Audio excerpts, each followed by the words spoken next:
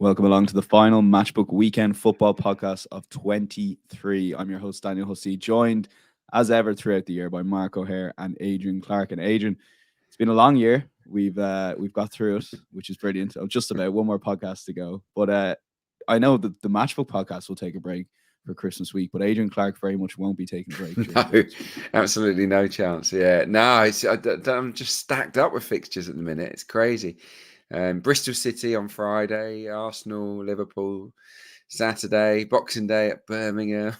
Then I got, I think, Arsenal v West Ham, West Brom Leeds, Arsenal Fulham, and then Stoke versus Ipswich, all before January the 2nd. So it's all going. I'm not sure Mr. Clarke knows about all of these yet, so I could be in trouble. But it's gonna be a football led Christmas, that's for sure. You wouldn't have it any other way, Adrian, to be fair. Mark, a little bit on. There's a lot of football going to be happening over the next week or two, and obviously the Matchbook Weekend Football Podcast will switch off after Christmas Eve. But there is a lot of games, particularly Stevens' Day, Boxing Day. Bit of advice to punters because there's going to be a lot thrown at them, and I think it's obviously important to keep within your limits and stay in control throughout Christmas as well. Yeah, just same rules apply really. Try not to bet or get involved when under the influence, which I know can be quite tempting at this time of year. So yeah, same rules really. Just try and enjoy your punting wherever you can really. Thankfully, a lot of Europe does shut down at this time of year, and I think for most people, you'll be kind of fairly busy Christmas Day and Boxing Day with friends or family, etc. So I wouldn't be too surprised to see sort of the betting numbers kind of dip at this time of year. But just keep on. It's not the greatest advice, but just keep on doing what you're doing. You don't have to have a bet in every game. I know Boxing Day can be quite tempting when there's so much on TV. It's not just the football, is it? You've got the racing as well, and as we were talking off air too, there's American sports ongoing pretty much throughout, and there'll always be some cricket knocking about too. So there's a lot to take your fancy, but yeah, just stick to the same principles you apply throughout the year wherever you can, and stay away from your phone and your in your apps when you've had a couple of Christmas drinks. Did you see just on a slight tangent? Did you see the 16-year-old darts whiz kid, Luke Littler? Watched it last night. Yeah, unbelievable. 1-3-0. Suddenly fifth favourite for the World Championship. He's only 16, so yeah. I mean that's quite incredible. So yeah, one to keep your eye on there over the festive period. Well, that's a lovely darts plug for the Matchbook Betting Exchange. I think he was around 80.0 pre-tournament on the Matchbook Betting Exchange, and now, like you touched on, Adrian, into around the 11 or 12.0 mark. I didn't check the markets this morning, but yeah, fascinating stuff. And Mark touched on loads of other sports happening. There's NFL podcasts happening. That'll be live later on today. The horse racing Christmas special will be tomorrow. A lot of content coming your way, and all for throughout that Christmas weekend, leading into Christmas Eve and Christmas Day. So if you are having a bet throughout the week, do check out the Matchbook Betting Exchange. Invariably the best price on the odds checker grid. Aside from that, we will get straight into it, and we will start the 4 games we're covering incidentally today: West Ham United, Spurs, Everton, Liverpool versus Arsenal, and Wolves versus Chelsea. So it's West Ham versus United, the Saturday early kickoff. We'll take a look at the betting that we currently have on the Matchbook Betting Exchange. You can back West Ham at 268, Manchester United 272. The draw is 375. Both teams to score yes is favoured in that market at 164. The Asian handicap line is a drawn up bet market. West Ham ever so slight favourites at 198, and the total for this is 2.5. So Adrian set up this game for us early kickoff.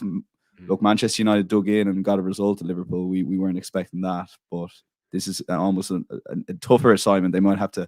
They're going to come up against a David Moyes low block basing and have to start playing a bit of football. Yeah, it's a really difficult game to call, in my opinion. First things first, it's a tough one because I don't know if you can have that much trust in either side to deliver the win. Yeah, you're right. I think you're right to point that out. I think that David Moyes will set up cautiously, almost always does, against the bigger clubs.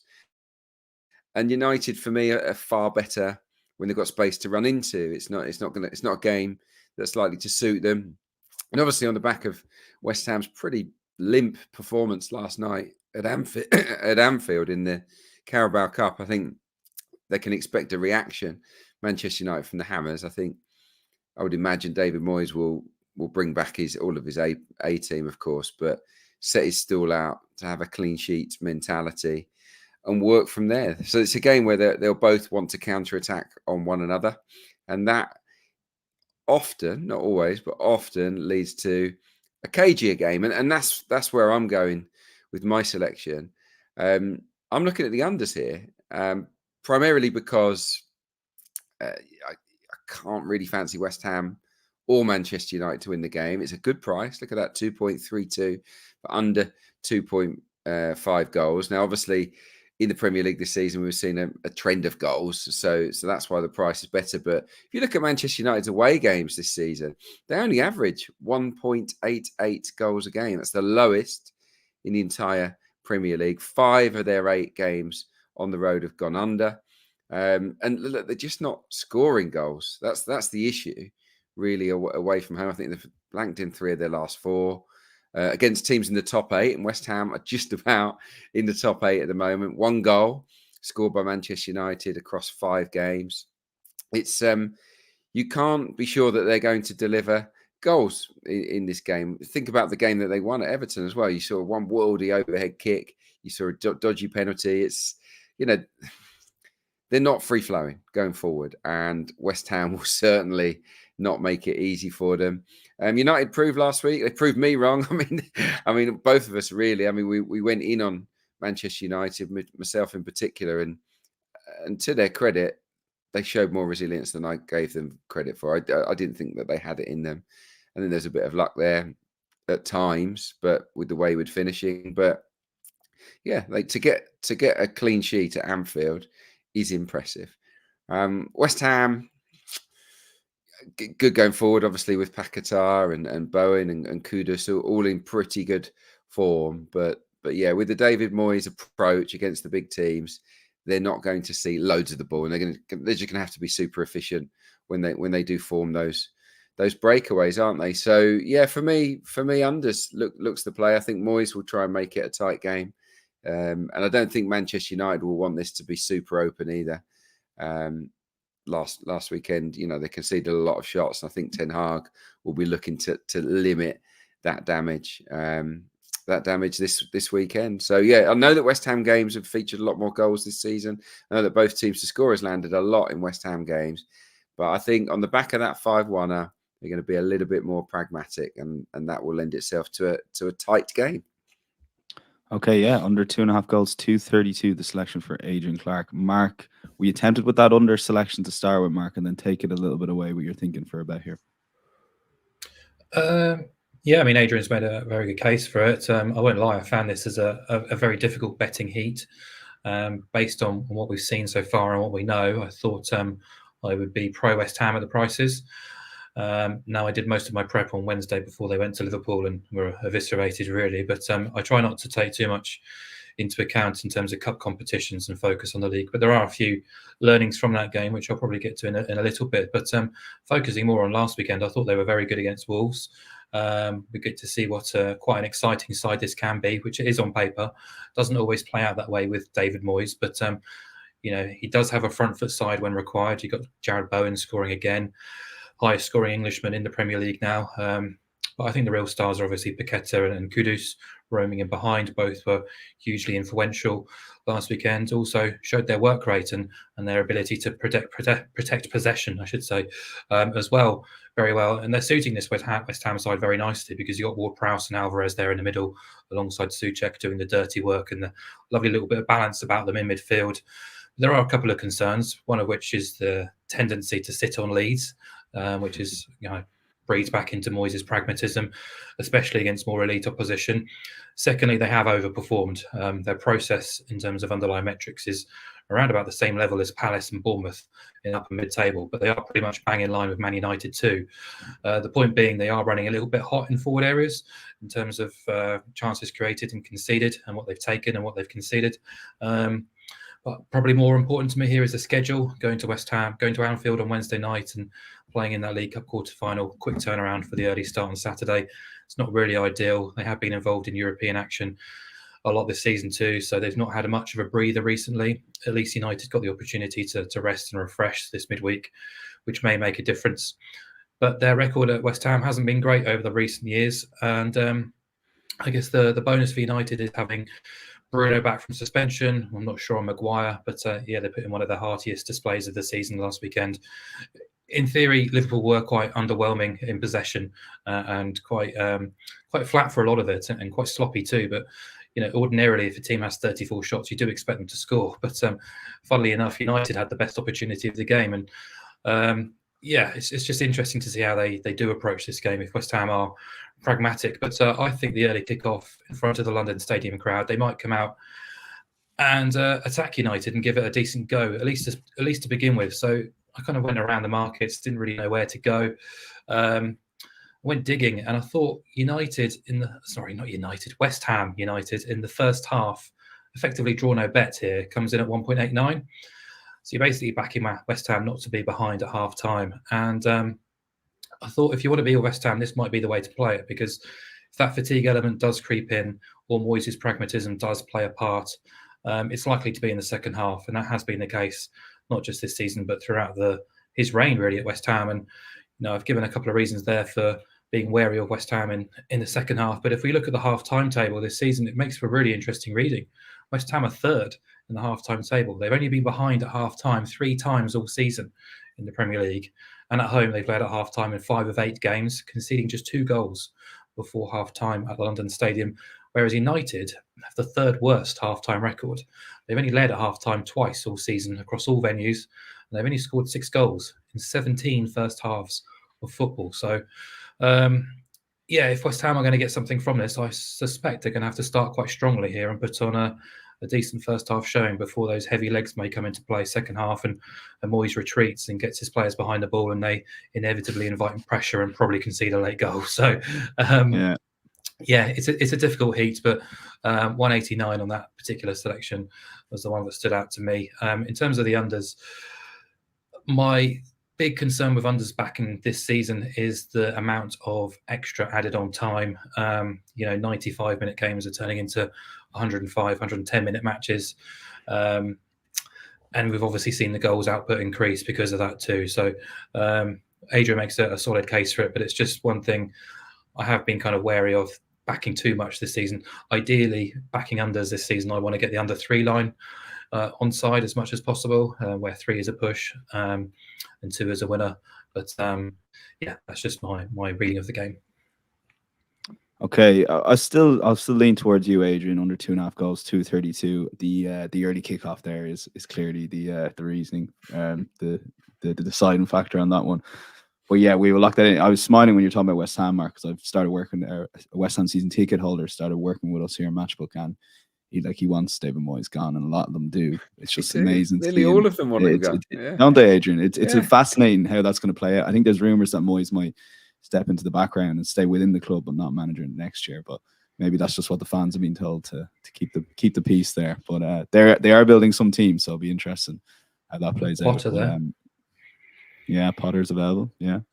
See, and even Steve Cooper, that's probably a bit too big for him at the moment. Maybe Palace. But yeah, the managerial merry-go-round continues. We will lock in under 2.5 goals, 232. Mark selection, West Ham drawn about. First half, both those markets available on the Matchbook betting exchange. Really excited for this game. I'm surprised it hasn't been picked up on TV. Tottenham Hotspur versus Everton, Saturday, 3 o'clock. We'll take a look at the betting on the Matchbook betting exchange. Tottenham 186 favourites. Everton 4.2. The draw 4.4. Both teams to score, yes. 1.6, very short price there. The Asian handicap line, Everton are getting a 3/4 goal head start, and the goal line is 3.5. So we have a bit of disagreement here. Mark, I'm going to let you make the case for Everton first of all.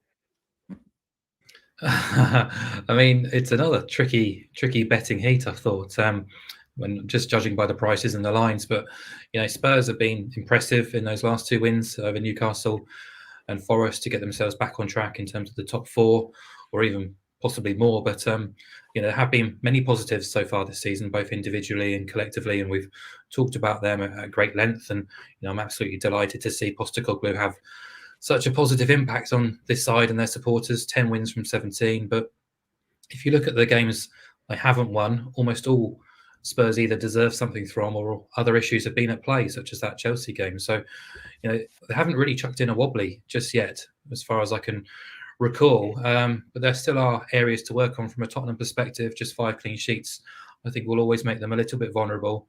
against teams when you're having to score at least twice just to win matches.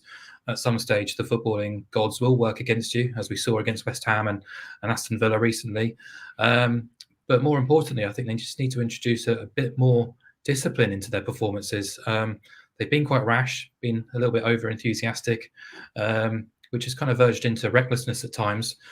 Now, I know Brennan Johnson might be okay for this after the head knock he took against Forest.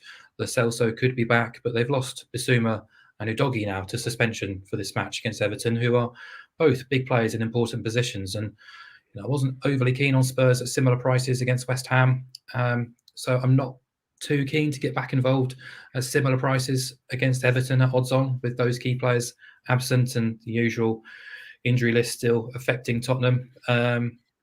Now, this is a game they do tend to dominate traditionally, but I just think Everton command respect. Without that points penalty, they are level on points with Brighton this season. They've won more Premier League games than Brighton this season. And whilst we're at it, no side has won more away games in the Premier League this season than Everton, which is remarkable, really. And only Spurs have won more away points than Everton, but they've played a game more. So, they come into this game with 4 straight wins alongside clean sheets. Dyche just seems to have installed this real kind of strong siege mentality, the underdog spirit, which I think makes them quite tricky, quite awkward opponents. And I just thought they might be worth keeping on side here at the prices. They're 2.1 with a half-goal start, which I think is more than fair considering my ratings actually have them above Tottenham this season, which is quite surprising, I'm sure, for some. In terms of expected points and XG process, Everton are top 8 across the board.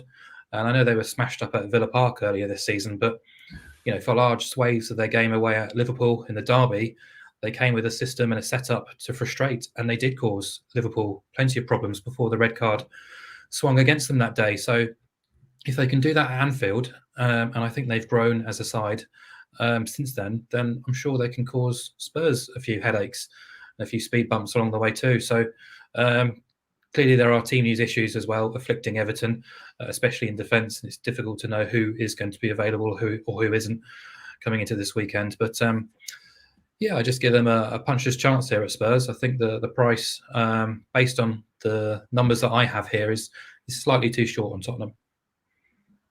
Okay, yeah, Adrian, you disagree, or at least coming at it from a different angle? Yeah, it's more coming at it from a different angle because, as Mark suggested, it's a hard game to call again. And on my shortlist was Everton plus half a goal. So because you can make an equal case for the Toffees for sure. I've sided with Tottenham because I think I have been impressed with them, the way they've responded. Obviously, they thrashed Newcastle at home. Tough place to go, Nottingham Forest, and they won that fairly easily. Obviously, they were helped along the way by Matt Turner, who had a bit of a nightmare for the second goal. So, but overall, I think Spurs are still playing pretty well. And even though I know Mark's numbers say that he has Everton above Spurs, but for me, Spurs are a stronger team. That said, obviously, Udogie being out is a blow, as is Bissouma. But I still think they've got enough, especially in forward areas against a depleted Everton. We're not sure, like Mark said, who's going to be fit and available. But if they don't have their first choice back four or midfield available, then Tottenham have definitely got the ability to hurt them. They have scored in every game. Scored obviously in all of the home games. They've scored in their last 29 Premier League matches, actually, Tottenham Hotspur, which is very, very impressive. So they're always worth a goal or two, I would suggest, Tottenham Hotspur. And as for Everton, I've been so impressed with them. Obviously, 4 wins, clean sheets in all of those victories as well. But in the matches against the top 8 this season, Everton haven't been as good. They've played 6 matches against top 8 opposition, and they've blanked in 4 of them. So they're yet to sort of really shine against the stronger teams in the division. I like them down the sides. I think McNeil and Harrison are terrific, in good form as well. And Spurs will leave those flanks free, won't they, at times when the fullbacks come inside. So you could definitely make a case for Everton being really super competitive in this game. I just think that Kulusevski, Son, whoever, Richarlison, Johnson, whoever's up front, I think they've got enough to win the game for Spurs. That's how I see it. This is a Spurs team that obviously beat Newcastle 4-1 in their last home game. So I think they can beat Everton. So I'm going to go with Tottenham. I'm going to fluff it up a little bit and go over 1.5 goals as well, just to get it on the right side of even money. I know the Spurs are a short price here, but their home record under Ange isn't exactly shabby. They've played pretty well, haven't they, on home territory? So yeah, it's an opportunity to back Spurs at a very backable price, even though it'll be a tough game. Okay, yeah, I do like the Spurs, pro Spurs angles here. Spurs and over 1.5 goals, 2.12. They had a full week of prep there compared to Everton as well, which may be the difference come Saturday, 3 o'clock, Saturday, 5:30. Game of the weekend for sure. The top two, although there probably won't be the top two come kickoff if Aston Villa have anything to do with it on Friday night. But Liverpool, 2.46 favourites. Arsenal, 3.0 at Anfield. The draw is 3.7. Both teams to score, yes. Another short price here at 161. The Asian handicap line sees Arsenal get a quarter of a goal head start at 186, and the goal line is 2.5. 173 is the over. So yeah, Adrian, take it away on this one. I'll let you lead. It's Arsenal and Anfield, which is never good, but I guess the two players, William Saliba and Declan Rice, will both be making their Arsenal Anfield debuts on Saturday, which could be quite the difference come Saturday. Yeah, look, it's difficult for any Arsenal supporter to tip up Arsenal at Anfield, given what's happened over the last decade. It's this crazy record. They've averaged 3.4 goals a game, Liverpool at home to Arsenal. They've never scored less than 2 in that run. This is a fixture that fills most Gooners with dread, but I do feel that this version of Arsenal are more solid. I really do. I think Declan Rice is such an influential figure. Saliba and Gabriel in good form as well, and Arsenal do have the joint best away record. Only 7 goals conceded away from home. And look at the 2 losses so far this season for Arteta's side. They're hard luck stories on both occasions, aren't they? The Villa one, the better side for most of that game, got on the wrong side of a referee, of a VAR call, and they lose 1-0. Newcastle, we all know what happened there. So, Arsenal are solid. They are hard to beat, and obviously, if they avoid getting beat in this game, we win money. So that's part of the reason of where I'm coming from. I also think that from a tactical point of view, Arsenal's midfield is strong, and I think that it's stronger than Liverpool's. Even though Szoboszlai is enjoying a really good season, they'll probably bring Trent Alexander-Arnold in there. Maybe Curtis Jones will play after his sort of star turn in midweek. I just think that Arsenal can go to Anfield and control that midfield and get at them, because they don't have a proper defensive midfielder. They don't have a Declan Rice, Liverpool, available to them. And Arsenal have Ødegaard, they have Havertz, they have Jesus that will drop into the holes. And then down the sides, where Trent Alexander-Arnold often vacates, and Tsimikas, who's maybe not the strongest defender, I think they can be got at. I really do. I think Liverpool are get-atable in the game. And if Arsenal play like they did in the first half of this match last season, they'll control the game and they'll create a lot of chances. Now, Liverpool will have loads of chances. No one's had more shots than Liverpool from inside or outside the box this season. It's really only wayward finishing that's cost them scoring more goals. But Arsenal are as solid as anyone now, home and away. And they showed against City that they can negate strong teams. So finally, I think Arsenal are ready to negate Liverpool to a degree. So I think it'll be slightly less chaotic than some of the previous meetings. And I think that Arsenal are ready to go there and deliver. So Arsenal plus a quarter of a goal. Yeah, it just means, a draw or a win, and we make a profit. So that's where I'm at with it. Interested to hear Mark's thoughts. Yeah. You were very reluctant to say in the last bit, Adrian, but you were grand until it got to actually confirming your bet. But the Asian handicaps are a fun way of playing and a great way to get involved in the match with betting exchange. Effectively, Adrian is back in Arsenal, drawn a bet with half a stake and the other half on Arsenal double chance. Mark, take it away. Well, a little bit maybe on Arsenal first, but I do want you to get to the Anfield atmosphere and Jurgen Klopp's comments during the week too. So there's a lot of talking points going into this game. I mean, it's transparent, by the way. I mean, come on, he's just trying to rev them up. He's just Jurgen Klopp's trying. I mean, it's a sign of respect to Arsenal that he feels the need to say that. But yeah, I mean, I don't know if he really believes that Liverpool fans are below par. It's more a case of, come on, bring your A game.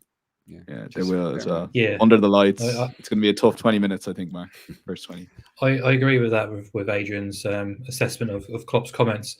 One thing that's worth noting, though, is after the game against Manchester United, and even during it, Gary Neville was quick to point out that the atmosphere at Anfield was subpar compared to what he expected in that particular fixture. So perhaps there is something bigger at play. I've not been at Anfield to experience it this season, but I wouldn't read too much into it. It feels like it's a bit of mind games ahead of the weekend. But in terms of this match in particular, I'm not sure if you can hear that. Hopefully not. I've got the same bet as Adrian down because, just to simplify it, Liverpool draw no bet is 1.8, but Arsenal plus a quarter is 1.86. So we're getting a better price and getting paid out on two results rather than the one result on the Liverpool angle here. And, I'm not going to lie, when I came into this game originally, I was thinking I'm going to be pro-Liverpool here because of the prices. The market is basically saying Arsenal are the better team, which I think over the course of the full campaign I might have beef with. But right now, I believe that it probably is the right assessment to have. Arsenal are the stronger suit compared to Liverpool. If this game was taking place on a neutral ground, I would make Arsenal extremely slight, a very slight favourites to win. And that's largely down to everything Adrian has said, really, particularly the midfield, which I think is going to be a massive battleground this weekend. I don't think Liverpool have had control there for a while, but I think even less so with McAllister being missing. I was really disappointed with their display against Man United, particularly in possession. I thought they were sloppy. I thought they were unimaginative in places. They do seem to be lacking something. I'm not sure what it might be, but you compare it with Arsenal and the impact that Declan Rice has had. He's monstering some matches at the minute. He's that good. He's getting around the park. He's making such an impact, hugely influential. Odegaard's finding his form again. Slight concern over the third of that three, if it is going to be Havertz, but ultimately I would choose the Arsenal midfield three over whatever Liverpool produce on the pitch this weekend. So that's obviously an asset for Arsenal to have. So too is the fact that Liverpool continue to look vulnerable to counterattacks and set pieces. Counterattacks and transitions, as we saw Man United, cause problems in the few opportunities they did get to attack them last weekend. But ultimately, the performance against Fulham was underwhelming. Then the performances against Sheffield United and Crystal Palace, almost kind of got out of jail on both occasions, really, Liverpool did. And I know Brighton are kind of tired and injury hit last weekend, but the way in which Arsenal just eviscerated Brighton at the Emirates was incredibly impressive. On the back of that performance at Villa Park too, in recent form, theirs is the better, even if I do have question marks over some of their more recent away performances. Luton, they were sloppy. Newcastle, I think we've probably got differing views on that particular game, but I didn't think Arsenal were anywhere close to their best. West Ham, Chelsea, Brentford, the game was in the balance for a while too. So I think both teams do need to show quite a significant improvement on what we know they're capable of if they are going to pick up full points here. But just kind of going back to what I said there at the beginning, you analyse all the markets here. If you are going to be pro-Liverpool, you're only getting 1.8 on the draw no bet angle here, whereas we're getting 1.86 with Arsenal plus a quarter. So just in terms of pure value terms and what's going to be quite a close and competitive contest, I thought that was the way to play it. But I'm not expecting this to be a grand shootout kind of game. I think it could be really engaging, quite entertaining in its own right, but perhaps it will be quite close and competitive. And you guys have already talked about the match last year where Arsenal strode into a 2-goal lead. They'll take confidence from that, and perhaps this is the time for them to get the win that they so crave at Anfield. Yeah, there's talk, Adrian, that Mikel Arteta for the speaker system was just going to play silence on the tannoy this time instead of the Anfield crowd noises. But it's good to have agreement. The guys coming at it slightly different angles there too, so I do like that they've gone with the same bet. Ultimately, Arsenal plus a quarter, 186 currently on the match betting exchange. And as we alluded to there, Asian Handicap's a fun way of playing the Premier League football. We'll go to the first Premier League fixture on Christmas Eve in 28 years, Wolves versus Chelsea. It's 1:00 kickoff. Take a look at the betting. that we currently have on matchbook.com. Wolves are 3.9, Chelsea 2.02 favourites. The draw 3.9.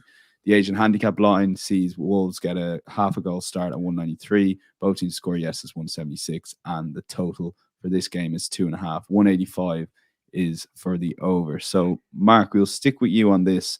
Don't know if you caught much of the EFL Cup. I know you tend to switch off, but thought it was interesting that last 20 minutes Chelsea played a small bit better when Nkunku came on, and there seemed a bit more lift, but the goal was ultimately very lucky. However, the fact they managed to get that penalty shootout win seemed to galvanise the supporters, and there was a good atmosphere in Stamford Bridge, which I was slightly surprised by, to be honest. Yeah, I've heard that too. I didn't watch the game. I've not bothered with the highlights either. I've been focusing my attention on league football in Europe this midweek. But yeah, I mean, there's quite a few options I like the look of coming into this game. Kind of been on the fence a bit in the previous matches, but this one, I can make some solid cases, and whether that's goals or whether to oppose Chelsea at those prices, because I think Chelsea are close to evens is a very unattractive bet to me. Now, I've not been overly impressed with Wolves recently, it must be said. So I think it would make sense to kind of focus on goals and entertainment in this game. But on Wolves, since beating Spurs, which required that stoppage time turnaround when they weren't that great for the most part, they've stumbled over the line against Burnley, 1-0. They only had 7 shots in that game against one of the worst defences in the division. They were quite fortunate not to lose against Forest, who at the time were one of the teams in the worst form in the Premier League, and then they were comfortably beaten at West Ham last weekend. So the form line doesn't fill you with complete confidence, but the price is on the large side for a side who have raised themselves and rallied themselves for the visits of the big guns.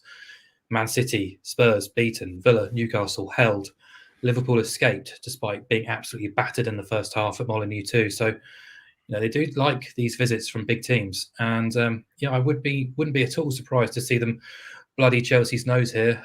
I'd prefer Jose Sarr to be back and available. I think he's 50-50.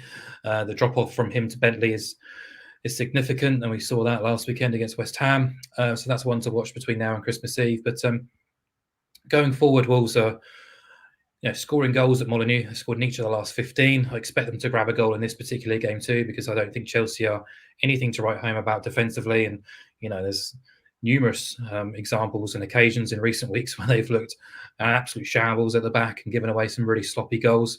But yeah, looking at Chelsea, just 6 Premier League wins all season. They've only twice won consecutive league games this calendar year. They're coming into this match with a 3-match losing streak away from home. They've also failed to win their last 3 trips to Molineux. So my ratings suggest that they are a top 6 side.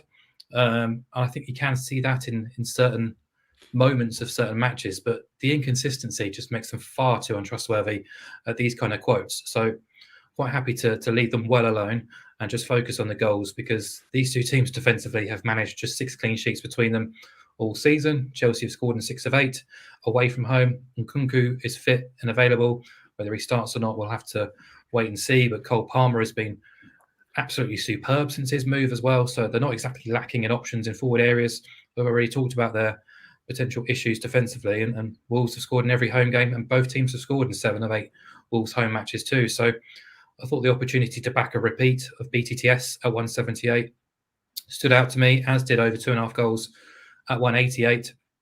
I do see both teams contributing to the score, so either or really. But I'm kind of taking the slightly shorter price here. But I'll get to this match later on in the show, because I do think that Chelsea price is slightly disrespectful to Wolves. We've seen Chelsea going off really short prices throughout the season, and there's just not been enough evidence for me to suggest that they are deserving of being anywhere close to evens away at Molineux in what is traditionally a tricky game. Okay, we won't give too much away from Mark's other bet in that game, but both teams score yes, his main bet at 178. Adrian, take it away on this. And again, I don't know if you caught the Stamford Bridge to Chelsea game, but look, they do have, on paper, Chelsea do have a quality team, and Pochettino will tend to get it right. You'd assume at some point this season. Yeah, you would, because they've got a lot of talent, clearly. Gallagher, Caicedo, obviously Sterling, and Palmer's been brilliant. Mudryk obviously delivered the other night, but he's still very raw. Now they've got the option of Nkunku or Breuer or Jackson, so they've got suddenly decisions to make as to who leads the line, whereas previously it was, well, it's got to be that guy. So yeah, they're in a stronger position going forward. I don't like them at the back. Chelsea. Obviously, they've got a bit of a rookie keeper in, or an inexperienced keeper at Premier League level, and the makeup of the back four for me is not great. So that's the issue, and that's what puts me off of backing Chelsea against a lot of teams. To be honest, I just don't know if you can trust them. You can't trust Wolves at the moment either, for all the reasons that Mark outlined. They've flattened out a little bit, haven't they? But what we'll say on the back of that 3-0 tonking they took at West Ham is that Gary O'Neill will get a reaction. He'll certainly look for one. So I think Wolves will come at Chelsea, look to get at their weakness, which is at the back, and I think that should make for a decent game. I've just gone for the other one that Mark picked in the toss up. I've gone for over 2.5 goals, slightly better price, 1.85. 65% of Wolves games have gone over 2.5 this season. Chelsea away games, 62% have landed. So that's pretty good.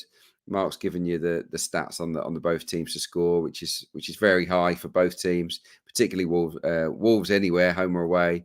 But Chelsea, 62% of their games both teams have scored away from home. So yeah, I think I don't know who's going to win the game is the bottom line, but I'm pretty sure both teams will score, and I'm confident, given those numbers I've just outlined, that they want to put on a show and entertain the fans on Christmas Eve. So I think there'll be at least 3 goals in the game.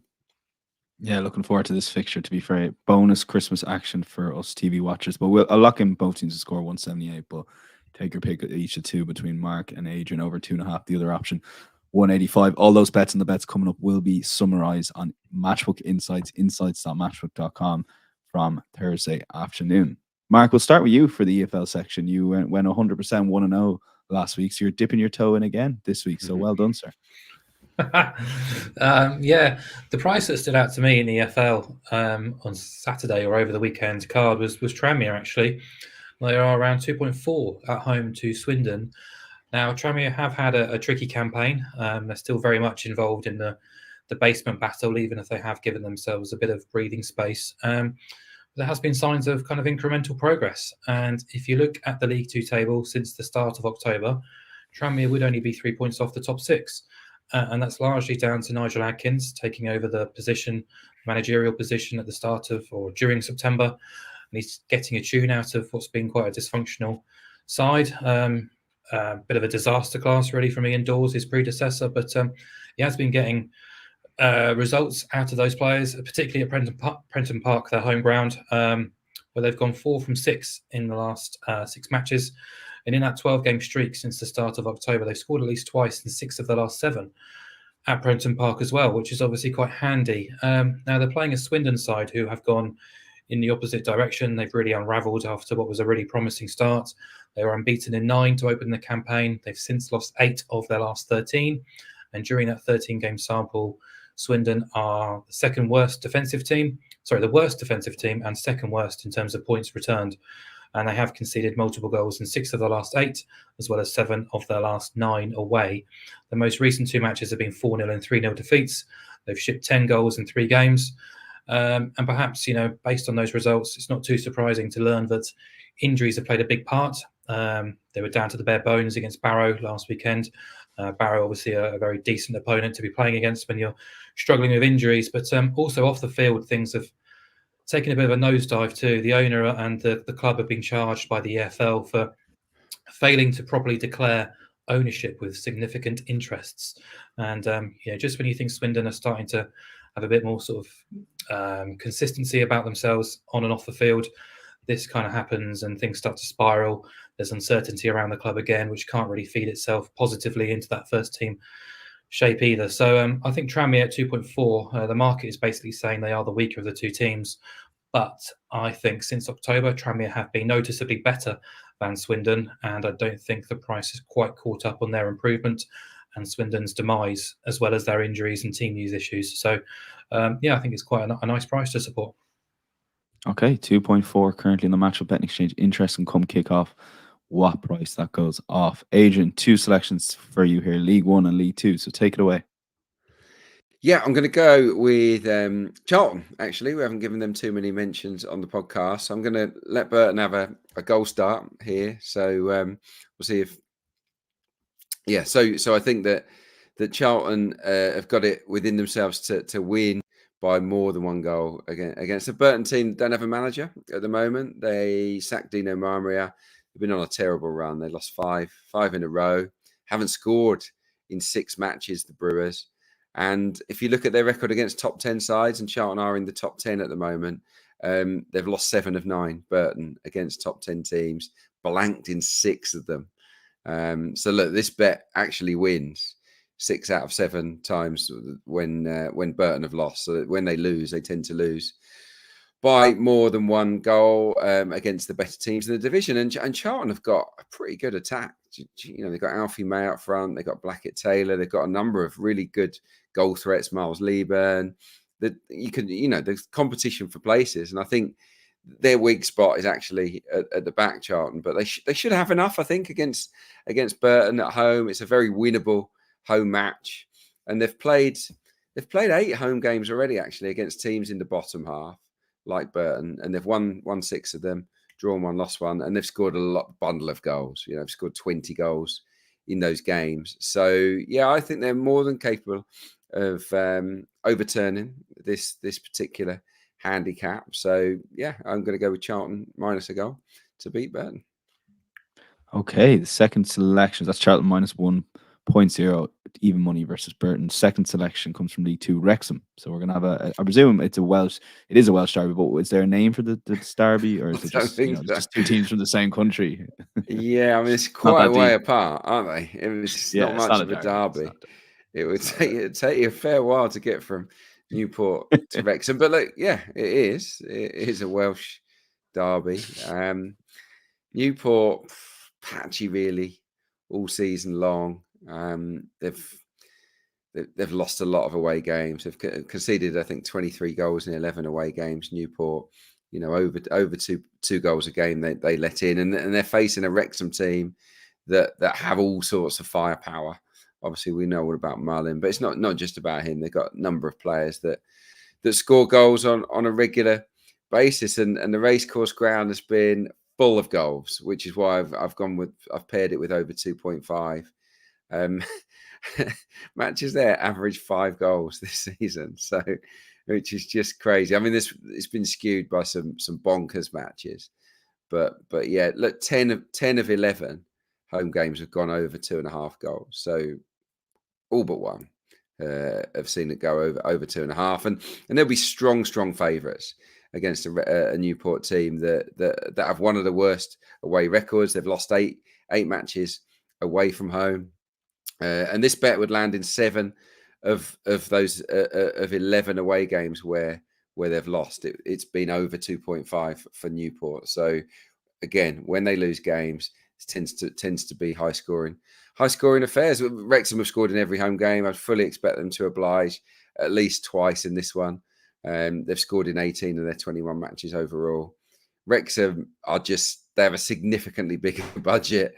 They're a significantly stronger side than Newport, and maybe the spice of a little bit of a Welsh derby might get the juices flowing, and I think they'll go for it here and put Graham Coughlin's men to the sword. So yeah, Wrexham to win is obviously a real short price, but if you pair it with over 2.5, it's pretty much even money. And as I said, 91% of their home games have seen over 2.5 land. So that's why I've gone for it.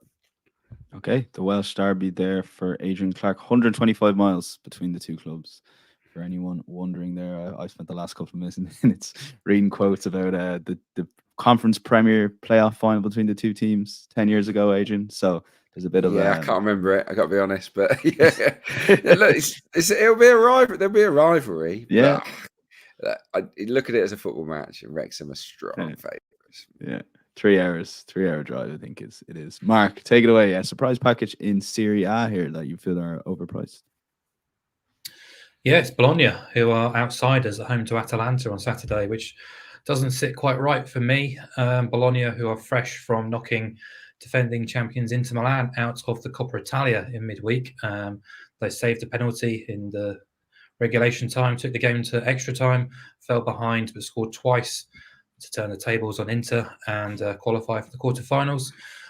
So yeah, if you look at the performance data rankings, these two teams are pretty much rated neck and neck. Expected points make Atalanta very slightly the better of the two teams. But actually, if you look at the expected goals outputs of the two teams, Bologna's home record is a fair bit stronger than that of Atalanta away. So if you overlay that with the home advantage, I think it's fair to say Bologna deserve a bit more respect in the market than what they're getting. So I'm going to back them with a 0-goal start, the draw no bet angle at 195 here against Atalanta. This is a Bologna side who have lost just twice across all comps this season. One of those defeats came in the very first game of the season. So they've lost just once in 15 Serie A matches now. Only Inter and Juventus have conceded fewer goals, and at home, only Juventus have earned more points than Bologna, who have won 6 of 8 in front of the home fans, which includes a 2-0 win against Roma last weekend.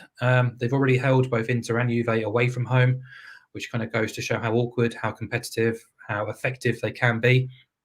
And they're playing an Atalanta side who they're just not the same side of old, really, who kind of thrilled us in terms of finishing in the top 4 and sort of challenging in the Champions League.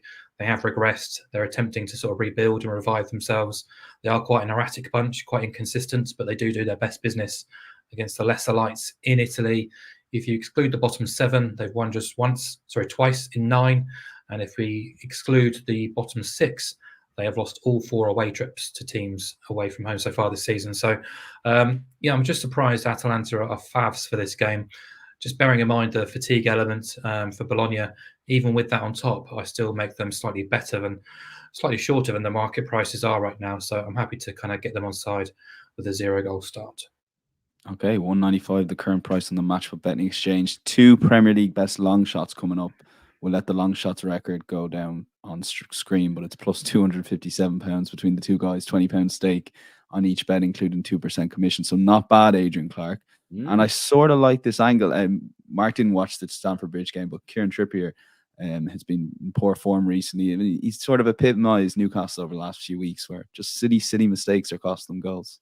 Yeah, he's been really unusually bad, hasn't he, Trippier? That was a shocking error, really, for a player of his experience. Right at the end of the game, just clear your lines, and he's tried to do a fancy sort of cushion back pass, and Mudryk nips in to score. So yeah, and the goals at Everton really stand out. He made bad errors for those two as well. And look, Newcastle in general aren't good away from home at the moment. They've not won on the road in the Premier League since that 8-0 battering of Sheffield United, but that was in late September. They've had a couple of draws after that, and since they've lost 3 on the spin, and the aggregate goals has been scored 1, conceded 9. So away from home, you can't really support Newcastle United, no matter who they're playing at the minute. So I find them quite easy to oppose. Yet the prices are obviously very strongly skewed in their favour. Luton are massive underdogs at Kenilworth Road.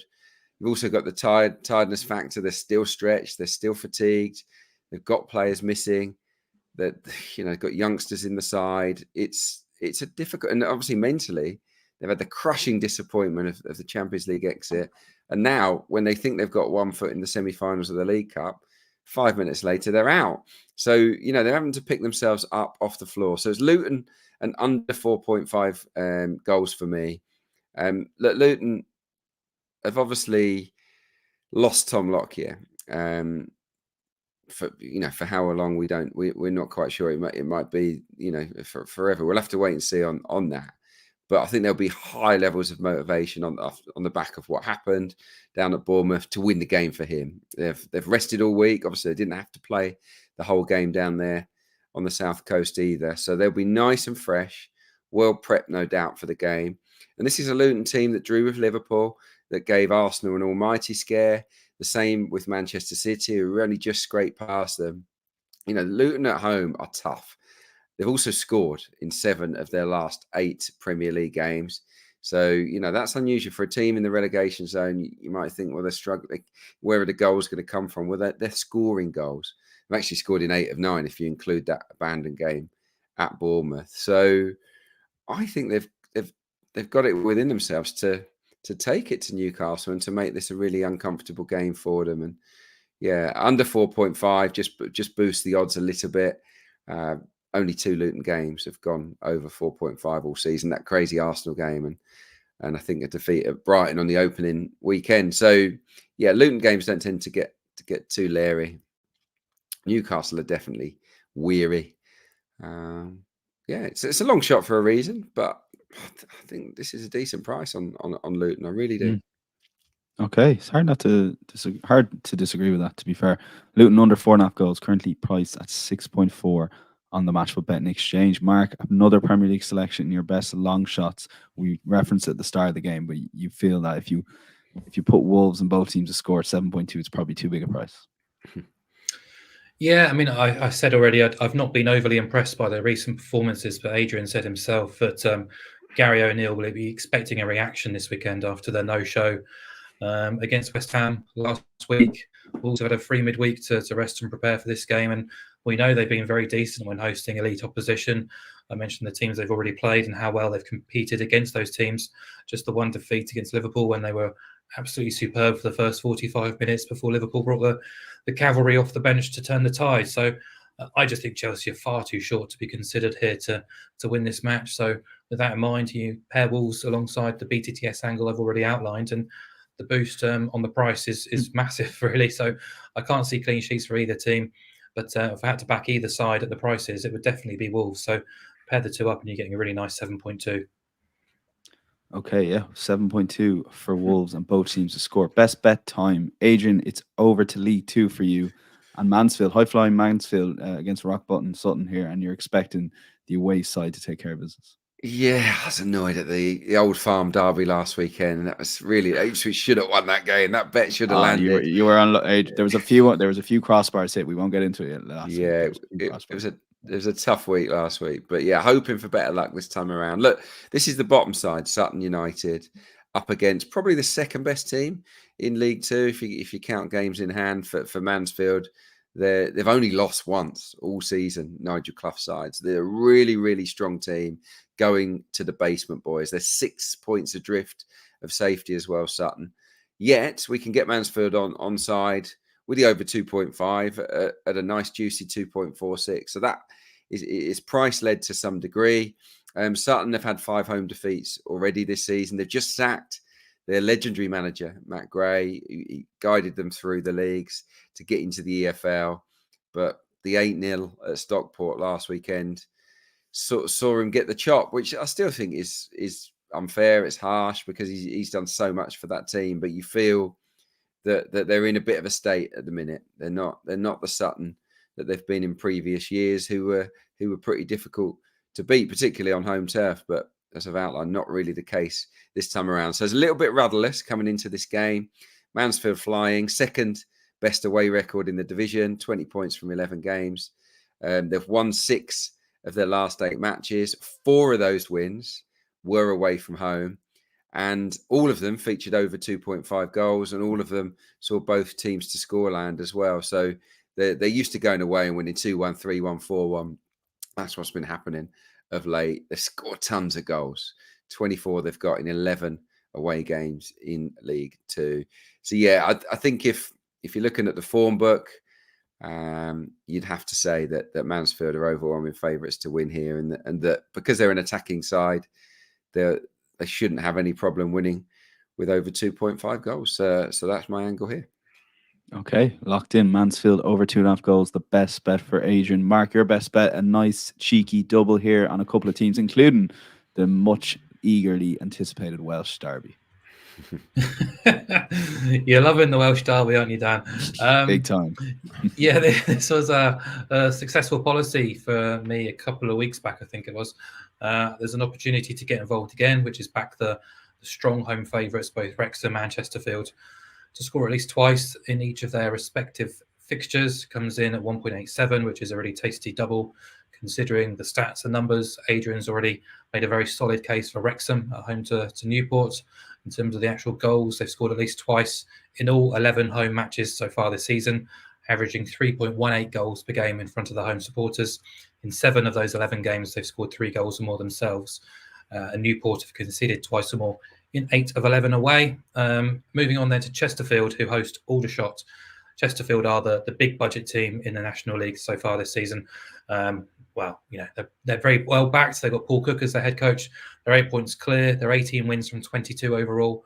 At home, 9 wins from 10 unbeaten games. And they've scored 2 goals or more required here in 9 of 10 and scored 3 goals or more in 8 of 10 at home as well.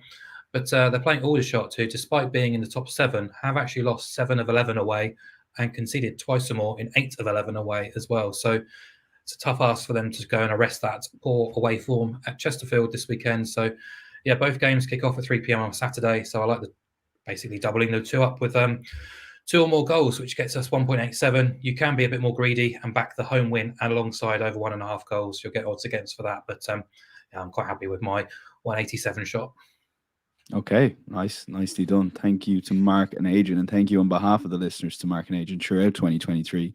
We've had a lot of kind comments both on social, YouTube, and people come up to me when I'm in various places around Ireland to say how much they enjoy listening to Mark and Adrian. They love your EFL cases, Adrian, I've learned. Do they really? Okay, that's just good. It's good to hear. Yeah, it's always nice to get good feedback. I mean, I got a bit of stick this week, especially from Manchester United fans, but it's all fair game. We were pretty brutal on Manchester United. I picked some clips. To promote, and I said the biggest game. Well, let's do. Adrian made a really strong case against Manchester United, so that one's on me for flipping that. I was being called a few names. I got me. Was it before or after the game that they kind of came to have a go? Oh, of course. About half 6. I can't remember the kickoff time, but about half 6, Mark. It doesn't count if it came after.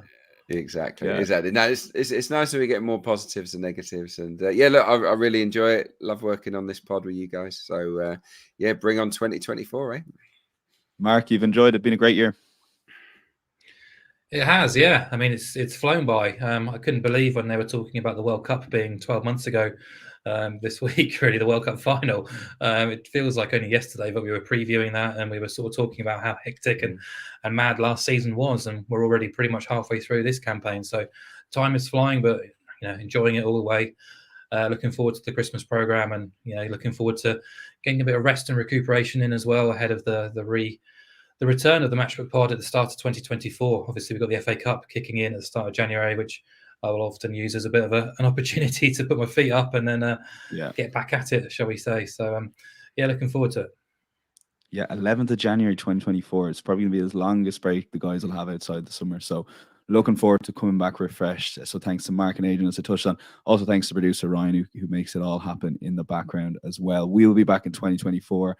Best of luck throughout the Christmas, both betting and enjoying time with your family. And if you're having a bet on the Matchbook Betting Exchange, please enjoy it, but do so responsibly. We will chat to you in 2024. Bye-bye.